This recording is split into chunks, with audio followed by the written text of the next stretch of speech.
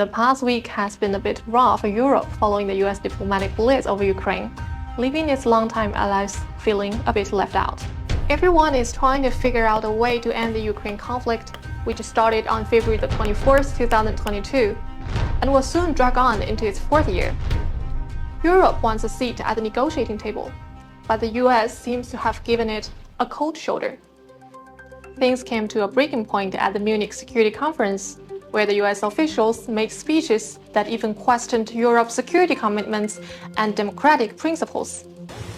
The tipping point came when top diplomats from Washington and Moscow met in Saudi Arabia on Tuesday, in a significant move indicating a shift in the US policy. Kiev and its European allies watched from the sidelines.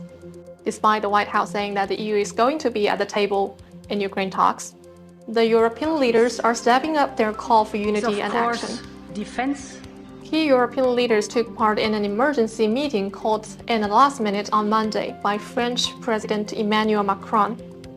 Some have described this as an inevitable move, reflecting Europe's concerns over losing its voice. This dilemma may push Europe toward greater strategical autonomy and further complicate US-Europe ties. China, as a promoter and an advocate for peace, has welcomed all efforts to solve the Ukraine crisis. At the same time, it expresses hope that all parties and stakeholders can participate in the peace talks.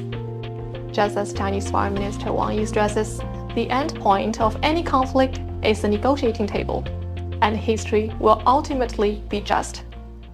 Europeans also bear responsibility to contribute to peace, because it is on their land that the conflict is taking place.